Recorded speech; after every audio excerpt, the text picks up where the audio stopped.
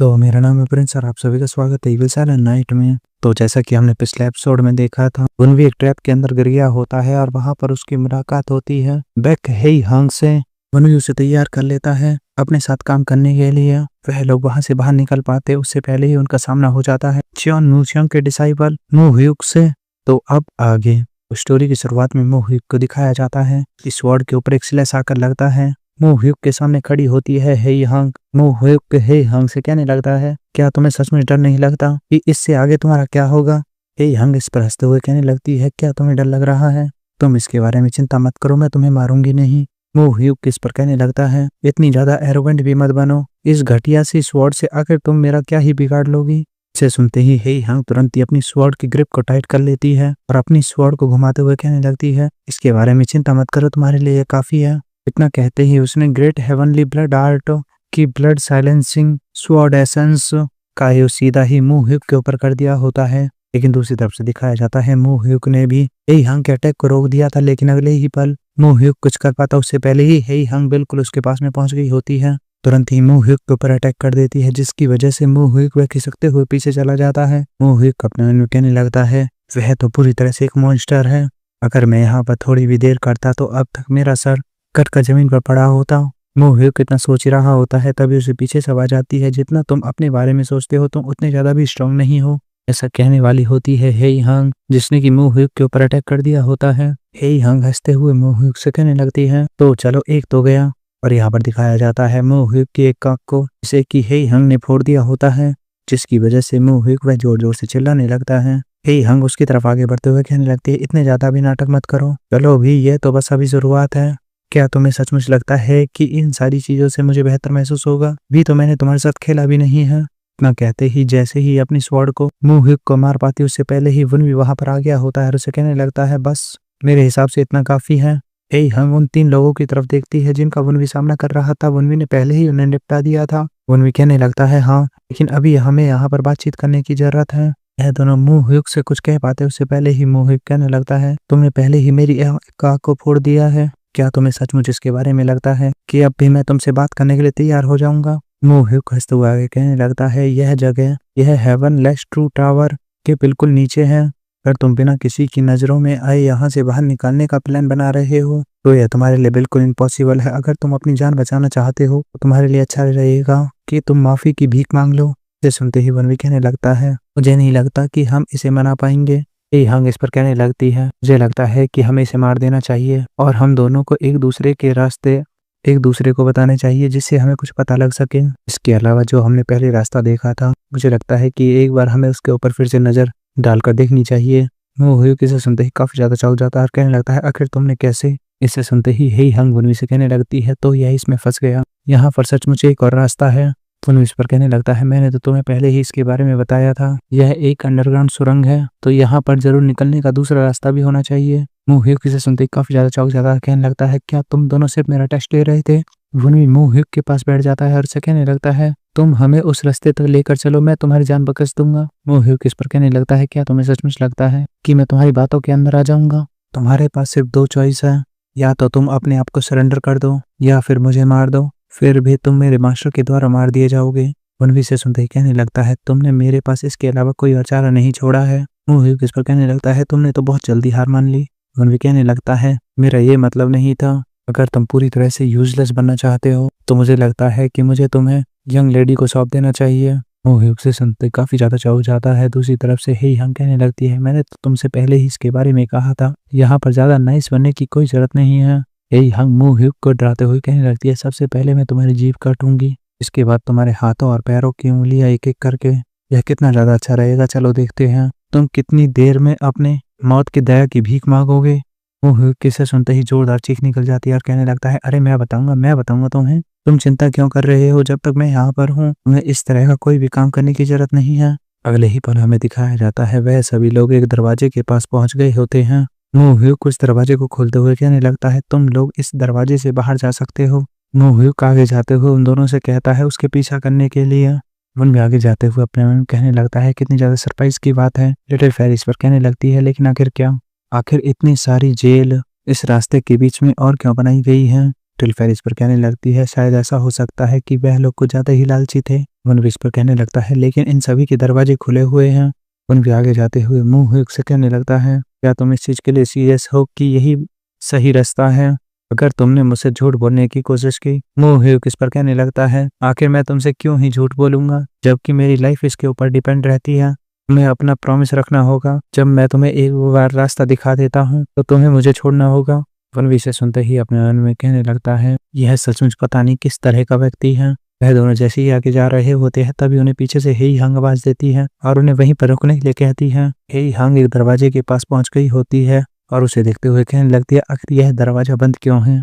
मुंह किस पर बताने लगता है, क्योंकि यह एक जेल है। क्या तुम लोग सचमुच यहाँ से बाहर जाना नहीं चाहते? इधर उधर की चीजों के ऊपर ध्यान देना बंद करो। जितना जल्दी मैं तुम्हें लीड करूंगा उतनी जल्दी तुम लोग यहाँ से बाहर निकल पाओगे। अपने में दिखाया जाता है हेई हंग ने उस दरवाजे को खोल दिया होता है। इसे देखते ही मुंह चिल्लाते उससे कहने लगता है, आखिर तुमने क्यों इस दरवाजे को खोल दिया? हेई हंग इस पर कहने लगते हैं, क्योंकि मैं काफी ज्यादा क्यूरियस हो रही थी। मैं उन चीजों को बिल्कुल भी नहीं रोकते, इनके लिए मैं काफी ज्यादा क्यूरियस होती हूँ। इसके अलावा क्या यहाँ पर कोई दिक्कत है जो कि मुझे इस दरवाजे को नहीं खोलना चाहिए था? इतने में हेई हंग जैसे ही अपने सामने देखती है तो किसी चीज को देखकर चौंक जाती है। वनवी भी उसके पास आ गया होता है और उसे कहने लगता है, आखिर ये क्या चीज है? हेई हंग उसे कहने लगती है, तुम खुद ही इसे देख लो। वनवी को दिखाया जाता है, वह भी जैसे ही सामने दिखता है तो वह भी चौंका हुआ लग रहा होता है और सामने दिखाया जाता है चियोन मू सियोंग की शक्ल का ही एक व्यक्ति जिसे कि बेड़ियों में लटकाया हुआ था। वनवी उसे देखकर कहने लगता है, ऐसा लग रहा है जैसे कि यह कुपोषण का शिकार हो गया है। हेई हंग कहने लगती है, मैंने कभी नहीं सुना था कि डिवाइन मार्शल स्वॉर्ड एम्परर उनका कोई ट्विन ब्रदर भी था। इतने में वनवी किसी चीज को महसूस करके काफी ज्यादा चौंक जाता है और अपने मन में कहने लगता है, तो क्या ये ऐसा हो सकता है? वनवी तुरंत ही अपनी स्वॉर्ड से एक जगह पर अटैक कर देता है। अगले ही पल दिखाया जाता है हमें उस तरफ से एक शख्स को जो कि उन्हीं की तरफ आ रहा होता है। यह होता है चियोन मू सियोंग, जो कि वनवी से कहने लगता है, तो क्या तुमने इसे देख लिया? इसके बाद बताया जाता है जब नकली स्वॉर्ड एम्परर का अटैक सीधा ही सोहो वनवी को लगने वाला था, उसने अपनी सारी एनर्जी को वनवी के पेट के ऊपर अटैक करने में लगा दिया। फिर भी जब वनवी के ऊपर अटैक होने वाला था तो नकली स्वॉर्ड एम्परर को ऐसा लग रहा था जैसे कि उसने अभी तक जितनी मेहनत की थी वह सब कुछ पूरी तरह से बेकार रही। हमें दिखाया जाता है स्वॉर्ड एम्परर ने जिसने कि सीधा ही वनवी के ऊपर अटैक कर दिया था, जिसकी वजह से वनवी वह दूर जाकर पड़ता है। इतने में दिखाया जाता है एक शख्स जिसने कि स्वॉर्ड एम्परर के ऊपर पीछे से अटैक कर दिया होता है। दूसरी तरफ से स्वॉर्ड एम्परर कह रहा होता है, यह इतना ज्यादा बुरा भी नहीं था, कम से कम तुम अपने आप को बचा पाए 2 टुकड़े होने से। इतने में स्वॉर्ड एम्परर का भी ध्यान चला जाता है पीछे। वह पीछे की तरफ मुड़ते हुए देखने लगता है। वह शख्स जो कि पीछे से अटैक कर रहा था उसकी छाती के आर पार अपने हाथ को कर देता है, कहने लगता है, क्या तुमने सचमुच सोचा था कि तुम्हारा यह एम्बुश या मेरे ऊपर काम करेगा? अगले ही पल स्वॉर्ड एम्परर काफी ज्यादा चौंक जाता है जैसे ही वह देखता है कि यह तो मुंह है। वह कहने लगता है, क्या एक ट्रिक थी? अगले ही पल स्वॉर्ड एम्परर ऊपर की तरफ देखकर काफी ज्यादा चौंक जाता है क्योंकि ऊपर की सीलिंग उसके ही ऊपर टूटने लगी थी। सारी की सारी सीलिंग के टुकड़े वह सीधा ही स्वॉर्ड एम्परर के ऊपर आकर गिरने लगते हैं। इसे देखकर स्वॉर्ड एम्परर काफी ज्यादा गुस्सा हो जाता है और कहने लगता है, आखिर तुम्हारी हिम्मत कैसे हुई? जब मैं मुंह की बॉडी को देखने में काफी ज्यादा व्यस्त था तब तुमने ऊपर से छत की सीलिंग को तोड़ दिया। यह होती है हेई हंग जो कि आगे की तरफ भाग रही होती है। खाया जाता है अगले ही पल सारी छत वह सीधा ही स्वॉर्ड एम्परर के ऊपर आकर गिरती है। हेई हंग सीधा ही वनवी के पास पहुंच जाती है और उससे पूछने लगती है, क्या वह ठीक है? लेकिन वनवी इस पर साफ साफ मना कर देता है। हेई हंग उसे कहने लगती है, तुम पूरी तरह से पागल हो, आखिर तुम इतनी बुरी तरीके से कैसे हर्ट हो सकते हो? लेकिन अगले ही पल वनवी को देखकर हेई हंग काफी ज्यादा चौंक गई होती है और अपने मन में कहने लगती है, उसका पेट, क्योंकि वह अटैक सीधा ही वनवी के पेट के ऊपर आकर लगा था, इसकी वजह से उसका पेट वह काफी ज्यादा जख्मी हो गया होता है। हेई हंग वनवी से कहने लगती है, अपने आप को तैयार कर लो। और अगले ही पल हेई हंग वनवी के ऊपर अपने पावर का यूज करने लगती है जिसकी वजह से वनवी की एक जोरदार चीख निकल जाती है। हेई हंग ने वनवी के पेट को अपनी फायर से जला दिया होता है और कहने लगती है, यह सिर्फ एक टेम्परेरी समाधान है। हेई हंग वनवी से कहने लगती है कि यह सिर्फ एक टेम्परेरी इलाज है, लेकिन अभी फिलहाल मैंने तुम्हारी ब्लीडिंग को ज्यादा होने से रोक दिया है। वनवी इस पर कहने लगता है, मैंने तो एक बार को यही सोच लिया था कि मैं तो मारा जाऊंगा यहीं पर। हेई हंग इस पर वनवी से कहने लगती है, तुम अभी भी अपना मुंह चला सकते हो। में उसका ध्यान जाता है पीछे की तरफ। दिखाया जाता है स्वॉर्ड एम्परर को जो कि उन पत्थरों के ऊपर अटैक कर रहा होता है और कहने लगता है, क्या तुम्हें सचमुच लगता है कि ये छोटी मोटी ट्रिक ये मुझे पागल बना सकती है और तुम मुझसे बचकर यहाँ से निकल पाओगे? तो फिर ठीक है, अगर तुम्हें ऐसा लग रहा है तो भागने की कोशिश करो। मैं जैसे ही इस दीवार के पीछे से बाहर निकलूंगा तो मैं तुम्हें मौत से भी बदतर दर्द का स्वाद चखाऊंगा। हेई हंग वनवी को अपनी पीठ पर बैठा लेती है और उसे कसकर पकड़ने के लिए कहती है। वनवी से कहने लगता है कि मेरी बॉडी में पहले ही बहुत ज्यादा दर्द कर रही है।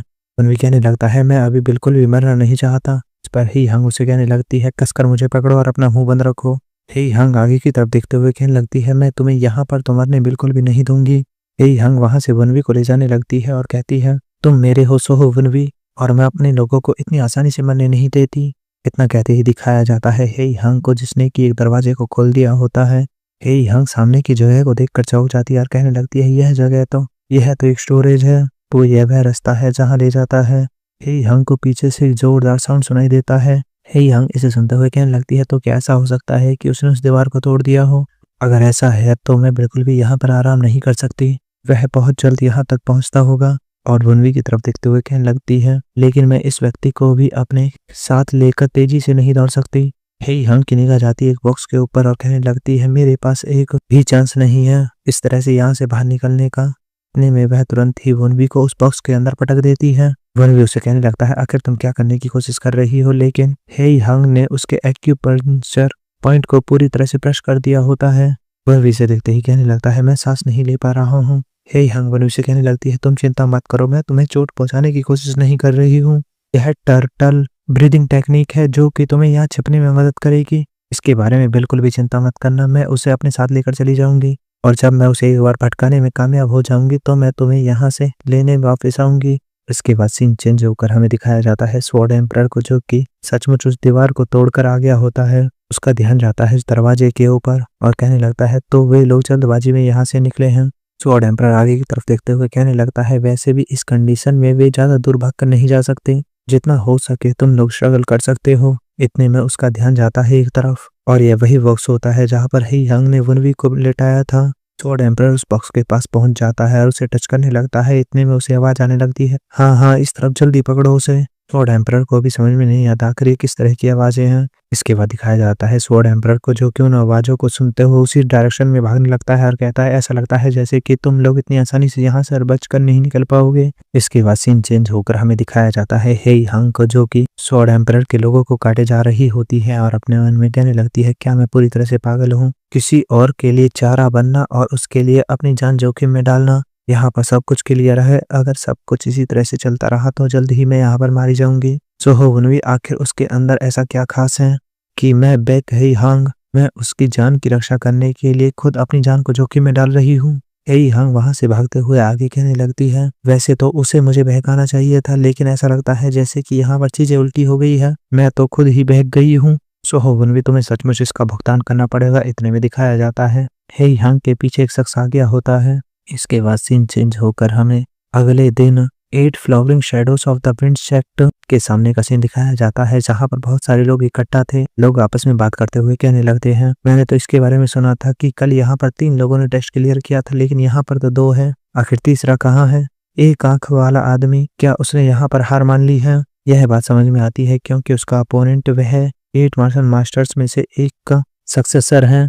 में दिखाया जाता है उसी टकले को जो कि उनको हाँ में जवाब देता है और अपने मन में कहने लगता है बेवकूफ कहीं के, इनको कभी पता नहीं चलेगा कि यहाँ पर क्या चल रहा है। इतने में दिखाया जाता है वनवी को जो कि उस जगह पर पहुंच गया होता है। इसे देखकर लोग कहने लगते हैं वह यहाँ पर है लेकिन उसकी हालत वैसी क्यों दिखाई दे रही है। टकला भी जैसे ही वनवी को देखता है तो वह वनवी को देखकर काफी ज्यादा चौंक जाता है और वनवी को देखकर अपने मन में कहने लगता है हाँ वन, लेकिन आखिर वह यहाँ पर कैसे, आखिर उसने ऐसा कैसे किया होगा। टकला वनवी के पास आ गया होता है और उसे कहने लगता है तुम आखिर यहाँ पर कैसे, आखिर तुम्हारे साथ क्या हुआ है जो कि तुम्हारी हालत इतनी ज्यादा खराब हो गई है। और साथ ही अपने मन में कहने लगता है दोपहर होने को आई है, मेरे लिए अच्छा यही रहेगा कि मैं इसे थोड़ी और देर तक यहीं पर इसी तरह से व्यस्त रखूं। लेकिन इतने में दिखाया जाता है वनवी को जो कि उसकी तरफ ठंडी निगाह से देखता है। टकला इसे देखकर अपने मन में कहने लगता है अरे नहीं, यह कोई ऐसा व्यक्ति नहीं है जिसे कि मैं रोक सकता हूँ। अगर मैं इसे रोकने की कोशिश भी करता हूँ तो यह बात इसे गुस्सा दिला देगी, तो यहाँ पर इससे चीजें और भी ज्यादा खराब हो जाएगी। मुझे लगता है कि मुझे इसे अंदर जाने देना चाहिए। इसके बाद मैं जाकर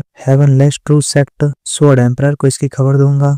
इसके बाद वहीं पर खड़ा होकर वनवी से कहने लगता है तुम अंदर जा सकते हो। वनवी उसकी तरफ देखते हुए कहने लगता है तो क्या तुम मेरे साथ अंदर नहीं चल रहे हो। तो यहाँ पर वनवी ने अपने इल्यूजनरी आइज को भी एक्टिवेट कर लिया था। इसके बाद टकला वह वनवी से कहने लगता है मुझे यहाँ पर और भी बहुत सारे काम करने हैं, इसी वजह से मैं तुम्हारे साथ अंदर नहीं जा सकता। इसके बाद अगले ही पल दिखाया जाता है टकले को, जो कि किसी चीज को देखकर काफी ज्यादा चौंक गया होता है। टकला चारों तरफ देखते हुए काफी ज्यादा घबरा गया होता है और कहने लगता है कब कैसे, तो यहाँ तक कि इसके बारे में भी नहीं पता चला कि कब मैं अंदर आ गया। इतने में दिखाया जाता है टकले के ऊपर किसी ने जोरदार अटैक कर दिया होता है। यह होता है वनवी। टकला वनवी को रोकने के लिए कहने लगता है। वनवी उसे कहता है मैं तुम्हें जाने नहीं दे सकता, मैं फिलहाल इस मूड में नहीं हूँ और ना ही मेरे पास ज्यादा समय है। वनवी टकले के ऊपर फिर से अटैक करने के लिए तैयार हो जाता है और उसे कहने लगता है इतने ज्यादा नाटक भी मत करो, यह कुछ भी नहीं है उस दर्द के सामने जिसे कि मैं फेस करके यहाँ पर आया हूँ, तो इसलिए बकना शुरू करो। क्या तुम्हें नहीं लगता कि रिबल फैक्शंस के एक सेक्ट लीडर होने के रूप में इस तरह से काम करना इसका कोई मतलब नहीं बनता। और बस आज के लिए इतना ही, मिलता हूँ जल्द ही नेक्स्ट पार्ट में।